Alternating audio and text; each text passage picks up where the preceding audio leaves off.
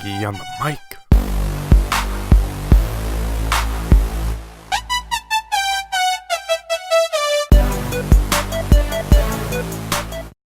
What's up, guys? Swaggy on the mic. I'm back with another video. I was on vacation for 1.5 months or so. That's why I haven't been uploading, but I have a video coming up in the next couple days about what I've done throughout my vacation, and then I have another video following up with that. So I am going to be on the grind, but for this video in particular, we're going to be taking a look at the Premier League and where each team is going to rank. At the bottom of the list, I got Sheffield United. Honestly, they came up from the Championship playing in the Premier League this season, but they haven't made amazing signings by any means. I don't think they have enough quality to even get out of relegation, and it would probably be a dream of theirs to even be in 16th place. The only major signing that comes to mind is Phil Jagielka, with the experience that he has from Everton, and Ravel Morrison, who is a young and promising England midfielder, but still he has many issues consisting of his personality and his possible toxicity within a club that he's been at prior, such as Lazio. 19th spot, I got Norwich City. They haven't made outstanding signings, but they brought in Ralph Farman, who is a very quality German goalie from Schalke. He's finally getting time to play in front of an England environment, which is probably going to increase his reputation for possibly other bigger clubs to sign him in the future. I'm very impressed with their signing in that standards, but Teemu Pukki played very well in the Championship last season, and I'm also looking forward to Joseph Dermich, their Switzerland forward. But besides those three, I think this team is quite shambolic and need to make more signings if they want to stay out of relegation. To round off the relegation list, I got Southampton. Last season, they were in 16th place, and I don't think they became much better, and most other teams in the Premier League have gotten better, so therefore they're going to have to be the team to sacrifice by going down. The only shout out I really want to give is Shane Long for having the quickest goal last season at 7.69 seconds. Just outside of the relegation zone, I have Brighton. They brought in one forward and one midfielder. One very experienced Aaron Mui, midfielder, formerly on Huddersfield last season, but now they brought in him at the last day of the transfer window as of this recording. And they also brought Maupay from the French league. At the number 16 spot, I got Burnley. Another shout out, Peter Crouch, just retired. What a legend for England. But the only significant signing Burnley has brought in is Danny Drinkwater, formerly from Leicester and Chelsea, but he's moved on to Burnley, and I think that was also a very decent signing for them because he holds the midfield very well and can ping a ball or two. They also officially have Jay Rodriguez on a full transfer. He can be good, but I don't think it's good enough to compete with the rest of the teams above where they are in my prediction video, and that's why I have them this low on this list. At 15, I got Crystal Palace. Last season, shockingly enough, they were, I believe, 12th place, which I was very impressed with, but I don't think they're going to do very well this season. One, because Wan-Bissaka, their best defender from last season, has transferred to Man United, and second of all, they're forcing Zaha to stay, and he wanted to leave the club, but they didn't let him go. So I feel like because of Zaha not being able to leave, he might not play as well for Palace as he possibly could, based on how well he is and is capable with his skill, strength, and abilities on the ball. But besides those two issues, they still haven't made much upgrades to the team. I feel like Luka Milivojevic is very good for them, very quality penalty taker. Andros Townsend was very good last season in the midfield, but I just feel like their transfers with James McCarthy, formerly from Everton, and Jordan Ayew being a full-on transfer is not going to be enough for them to really get close to that 12th spot as they were last season. At the 14th spot, I got Watford. Last season, they were just above Palace at the 11th spot, but they still have a decent team, but a lot of players have gone on loan or transferred to other clubs, but they still have a decent core with Kapui, Pereira, Deulofeu at the forward spot, being a very creative-minded midfielder. The only issue I have with Deulofeu is that he lacks composure more often than not, but my favorite player on Watford by far, Abdoulaye Doucouré, what an engine for them. But besides what I just mentioned, they brought in Danny Welbeck. He's not what he used to be. He was nothing amazing, but when he was on United and early on with Arsenal, he was a decent striker / forward to have on the bench. But I don't think that's going to provide them enough help to stay close to mid-table in the Prem. At the 13th spot, I got Bournemouth. I'm predicting that they're going to be around the same place that they were last season, but they're very inconsistent. Some games you see them play very well when you have Ake, you have Joshua King, you have Callum Wilson, you have Ryan Fraser all in form, but then there's other times where they're very lacking, and then Begovic is leaking goals because of a lack of defense besides Ake himself. So I feel like they haven't brought in many significant players, but they also didn't lose many players. The only one that's noteworthy is Tyrone Mings, who has gone out to a different Premier League club. At the 12th spot, I have the last promoted club from the Championship, and that's Aston Villa. They brought in Tom Heaton from Burnley, quality goalkeeper. They have James Chester still, who is a pretty decent center back. I think he can hold himself. Tyrone Mings, who I just previously mentioned, on Aston Villa, decent signing. They have also a couple other signings with Jota.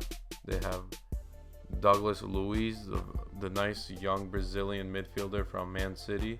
And they brought also a couple players from Club Brugge in Belgium, such as Wesley. And then they brought in one other player from the Turkish league, Trezeguet, the Egyptian midfielder, who I think is a very underrated signing for them, along with the other ones that I just mentioned. But they have spent a lot of money this transfer window, and I'm very proud of what they were able to accomplish with what they were able to do with the budget they had. At the 11th spot, I got True Geordie's favorite club, Newcastle.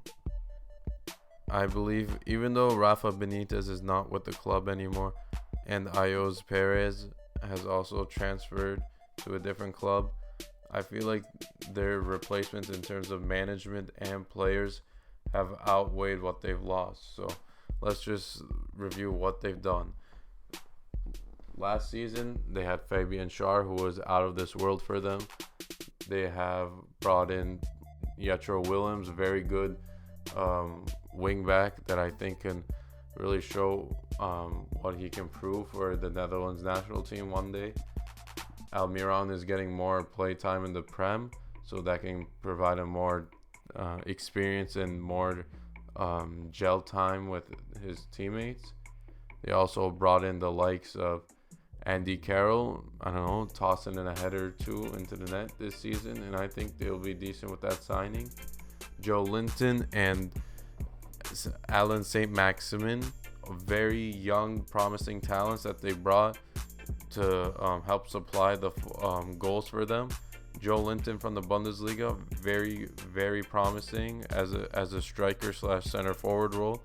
And St. Maximin, who is a very pacey French winger from the French league. I believe he was from Nice, but regardless, I feel around mid-table with these signings. Right, dead center of mid-table, I got the Vardy party. Besides Vardy, they brought in a couple other forwards.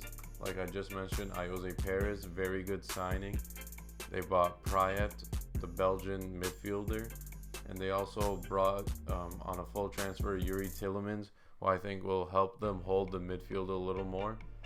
And in terms of production value out of the defense, I feel like Ben Chilwell was an amazing performer for Leicester last season, playing a really strong role at left back, along with Ricardo Pereira being able to be very pacey up and down the right side and allowing to provide assists and crosses on the wings.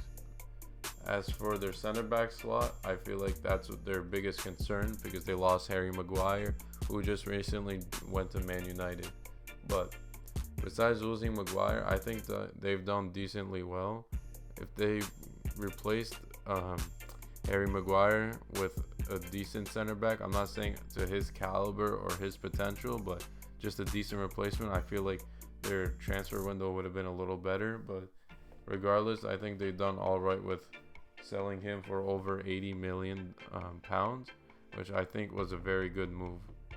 At the 9th spot, I got West Ham. Fabianski secured the goalkeeping spot after his great performances last season for West Ham. I also want to give a big shout out to Declan Rice for being an amazing England midfielder. And I hope he gets a lot of play time for the England national team.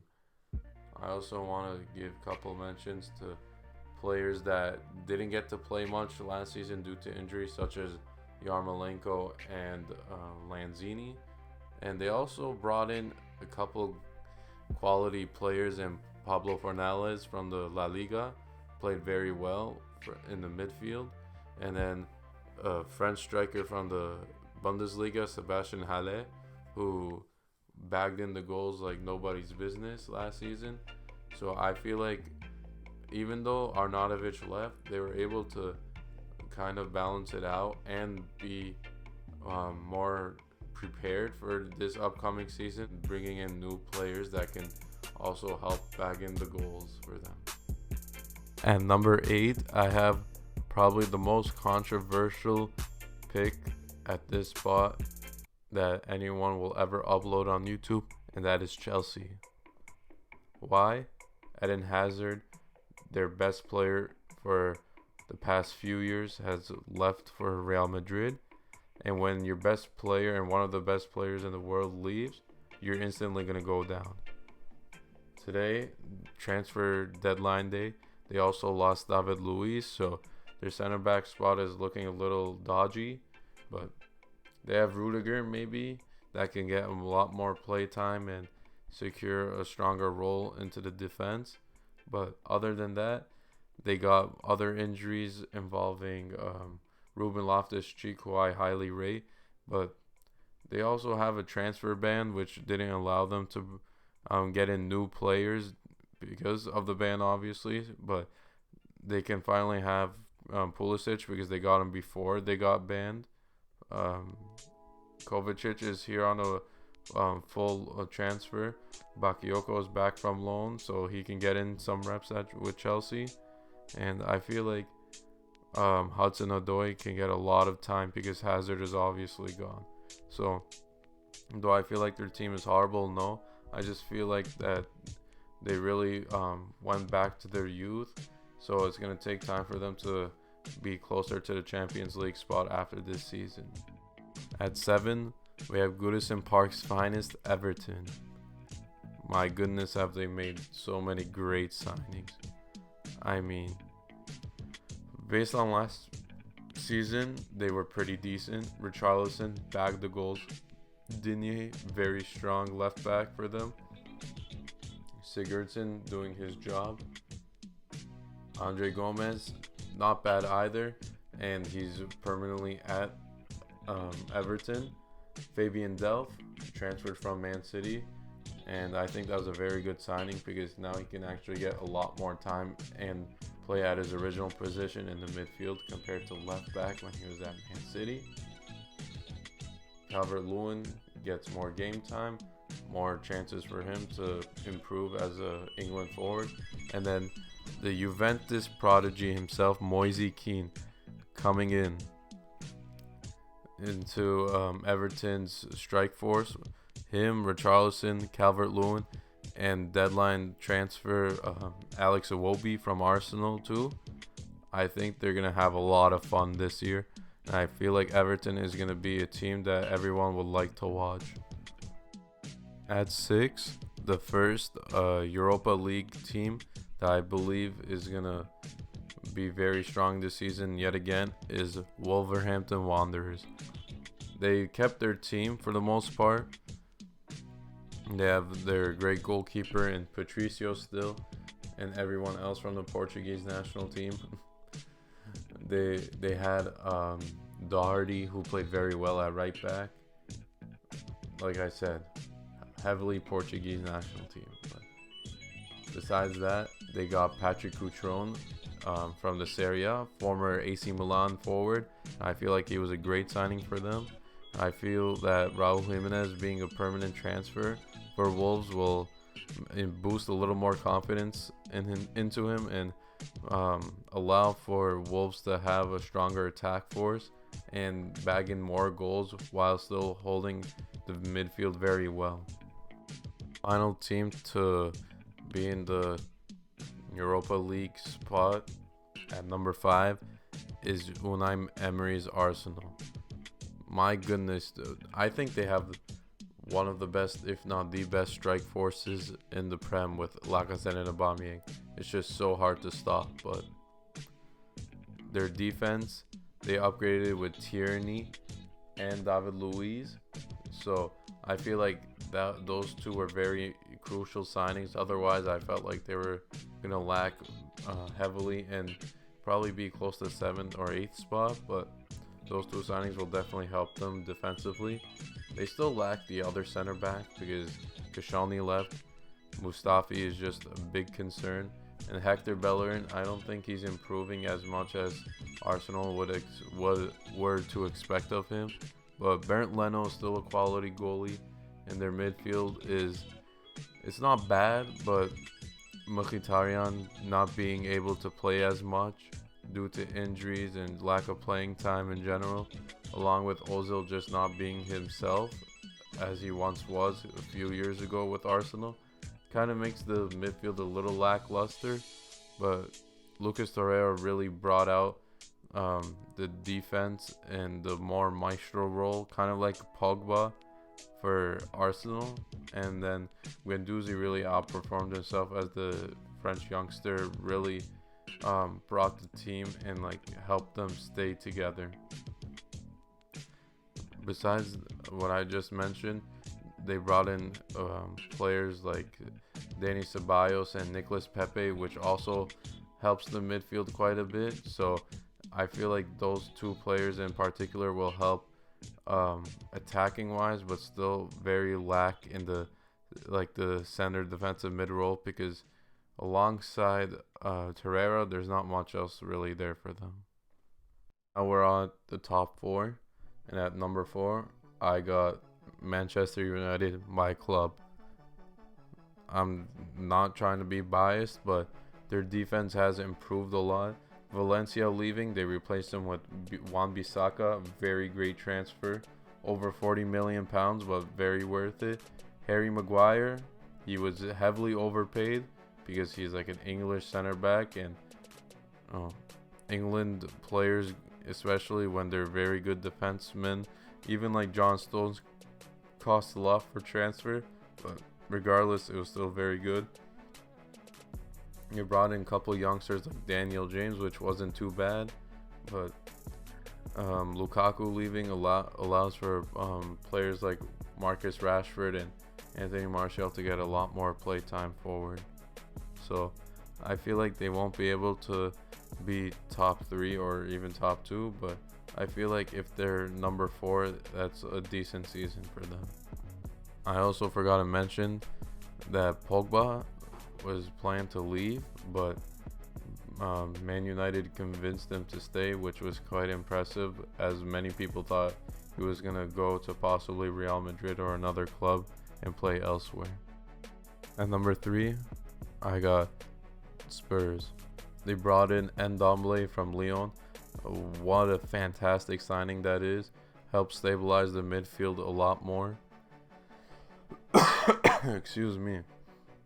But they were also able to bring in Lo Celso, former PSG / Real Betis player. Very good signing as well. Can help more attacking with the midfield. So I feel like their defense, they lost Kieran Trippier, but it feels like at this point that they're gonna start Serge Aurier and rely more with him at the right back spot. But they didn't lose Alderweireld. They didn't lose Vertonghen. They still have Davinson Sanchez, and those three at the center back spot are pretty decent. And then they also have Danny Rose to help at left back. They still have a decent midfield along with the options I just mentioned. Lucas Moura, what a Champions League hero for them, even though they lost in the finals. But their biggest concern is probably health, because Harry Kane seems like he's getting injured more and more because he's playing at a high volume, because Spurs need him a lot, and the English national team really relies on him when it comes to their attacking options being very limited.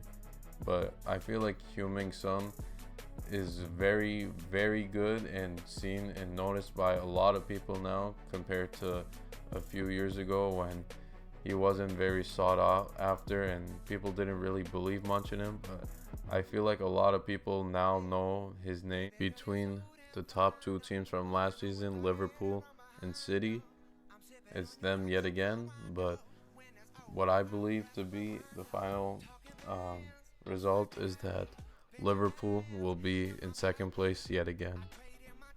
I feel like that they didn't make enough big key signings to ensure them to be in the to become the winners of the Premier League for the first time ever. But unfortunately they didn't.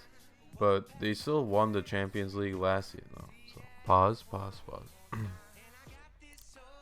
With 2 spots remaining, yeah, Liverpool and City. I think most people expect them to be in the top 2. It just depends what some people believe to be the champions of the Premier League this season and who isn't. But at number 2, I got Liverpool.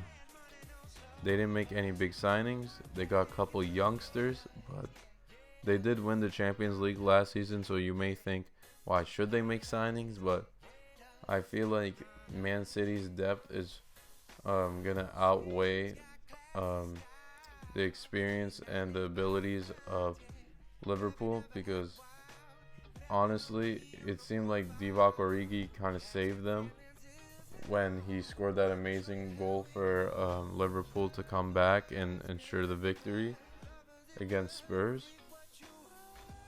But regardless, I feel like that Man City deserves to be number 1. After they sign Rodri, they have a stronger Bernardo Silva. Sterling is racking up the assists and the poach goals. Aguero is still a quality striker. And they just got Cancelo at right back. Like, what? Just as you thought that their defense couldn't get any better, they have Laporte, Stones, Walker, and now Cancelo. Good luck getting through that defense. But their midfield even stronger now. They have fine wine Fernandinho, now partnered with Rodri. David Silva played amazing, and even though this is his last season, I feel like they're gonna try hard enough to ensure that he goes out with a bang at Man City with another trophy to make it a three-peat. Vincent Kompany left, but they got a really good replacement for him. And then their forward options, they're still pretty good. Sterling, Mahrez, Aguero, like Bernardo Silva. Man City is just so stacked. You really can't beat them, and I don't think anyone will this season.